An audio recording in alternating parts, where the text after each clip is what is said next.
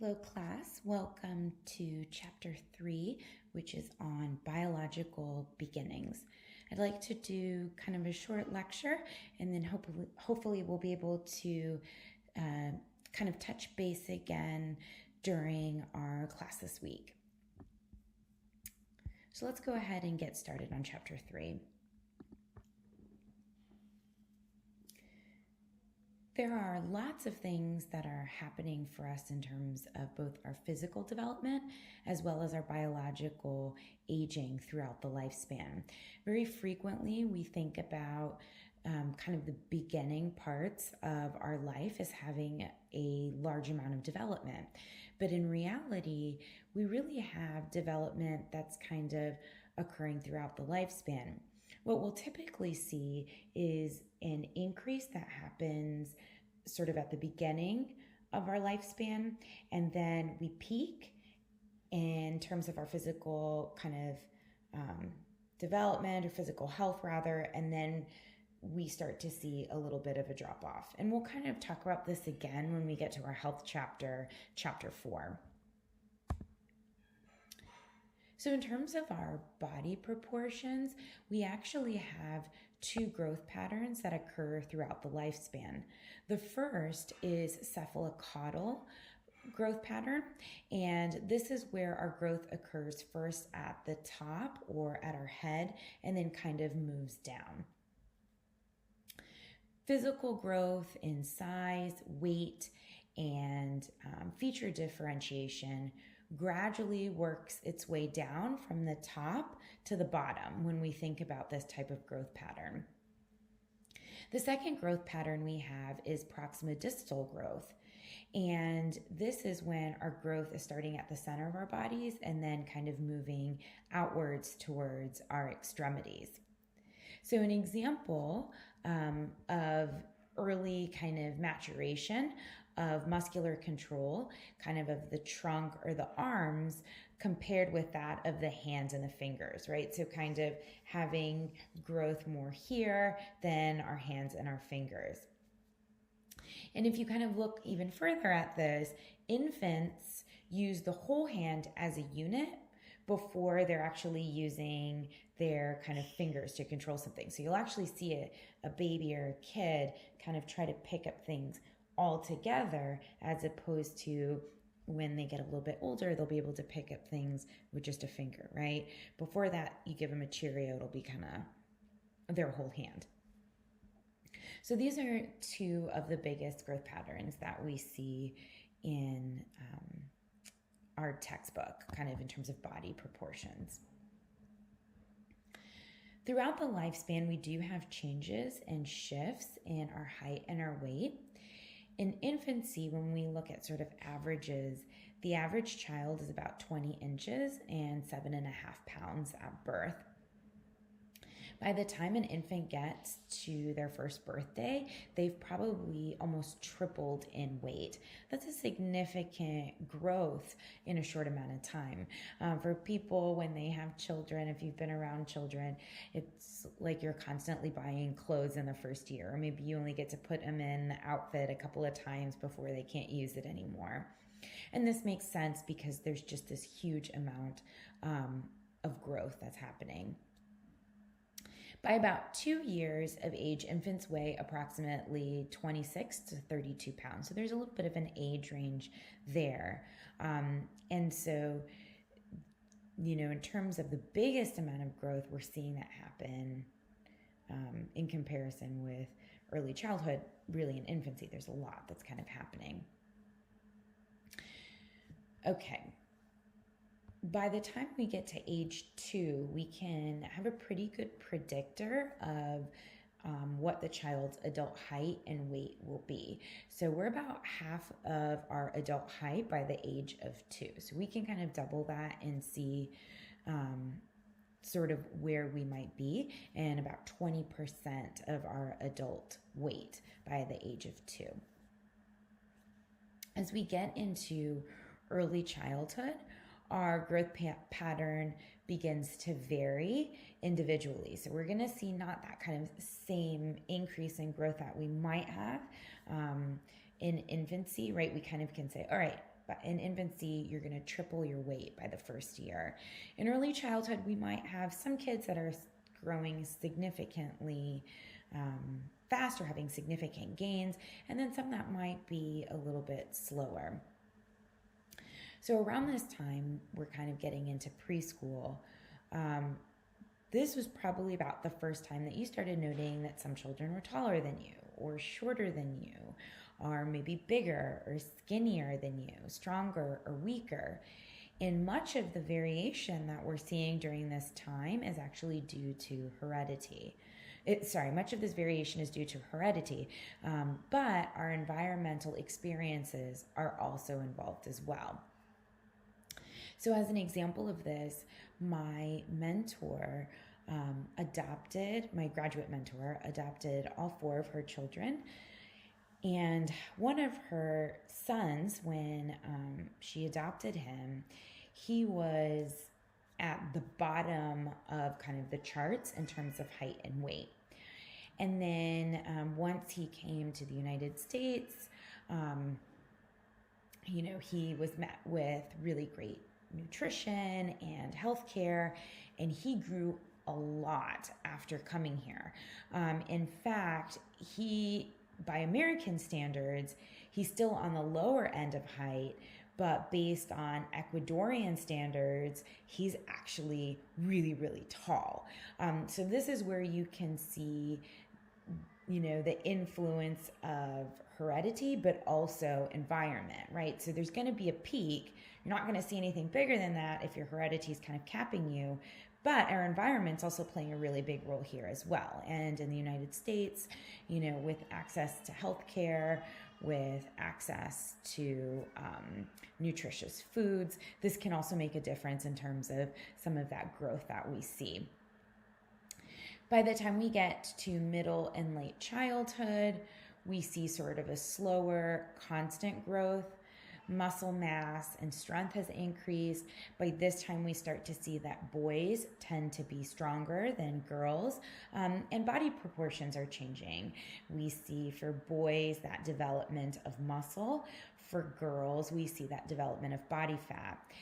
And a lot of this is actually a direct result of puberty. So when we take a look at puberty is going to be this period of rapid physical and hormonal changes that are occurring. So we do see a growth spurt that happens, but kind of a big sort of hallmark of puberty is going to be that transition of being able to carry an offspring for girls, so menarche, or the first period for girls, and for boys being able to produce sperm to be able to have provide that genetic material for a child. So for boys, that first ejaculation, we also see growing taller, body hair, voice deepening. You'll actually see here that the onset in terms of ages are slightly different. Girls actually tend to begin puberty earlier than boys. So we're kind of seeing almost a 2-year difference in terms of age between boys and girls in terms of going through puberty.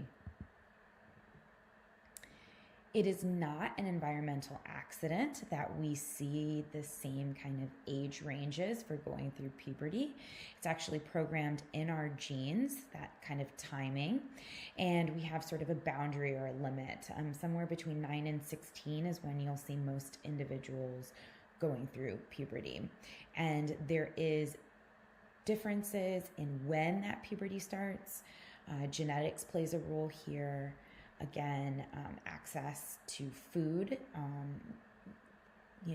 calorically dense food, etc., can also be a catalyst for puberty as well. So while you might have some kids that start at 9 and some kids start at 16, on average, we see that most children will go through puberty within those boundaries. So what's influencing this system? We've got our endocrine system, which is influencing the interaction of the hypothalamus, the the pituitary glands, and then the gonads.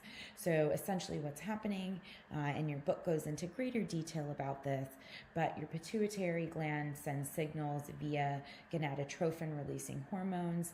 This stimulates the gonads, which then kind of influences the pituitary gland with that interaction in the hypothalamus. And then that detects this optimal level in terms of hormones. And when we get there, the response is kind of maintaining that gonadotrophin secretion. There are two different hormones that you'll see here, androgens and estrogens. Androgens would be more of those male sex hormones, so this is related to testosterone. Estrogens are more the female sex hormones. You'll see this manifesting as estradiol. What's really interesting is that we actually have both male and female hormones, but during puberty, males will have a significantly higher increase in testosterone, and females will have a significant increase in estrogen.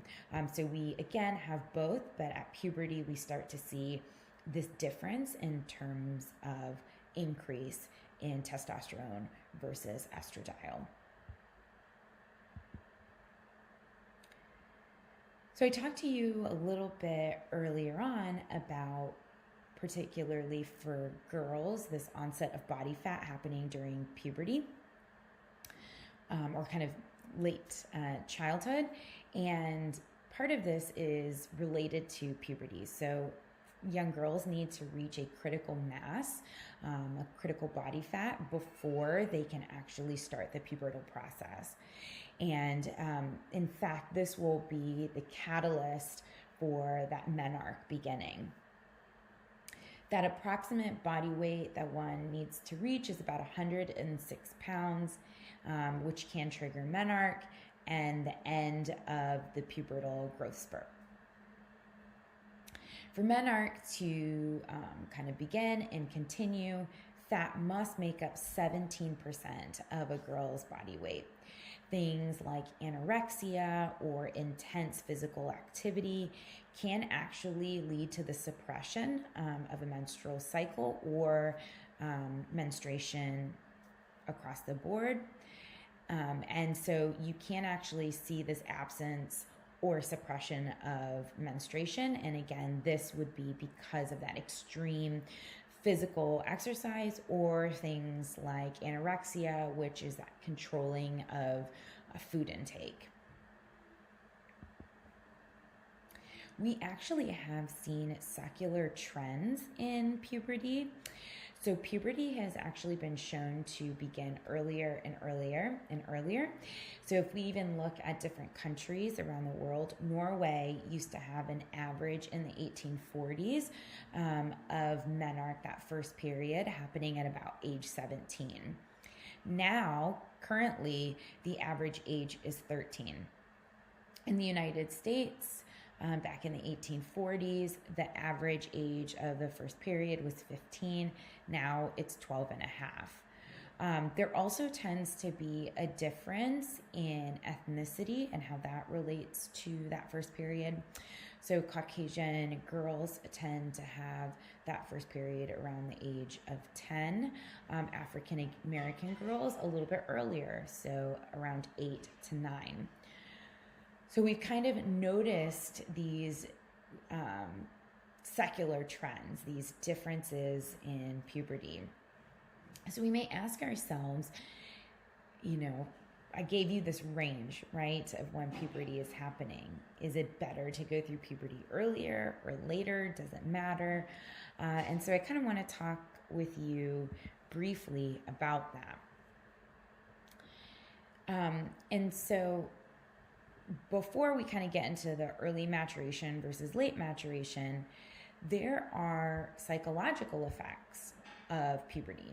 And in general, what we tend to see is that young girls become much more dissatisfied with their bodies as compared to boys. In fact, boys actually tend to become far more satisfied with their bodies as they're going through puberty.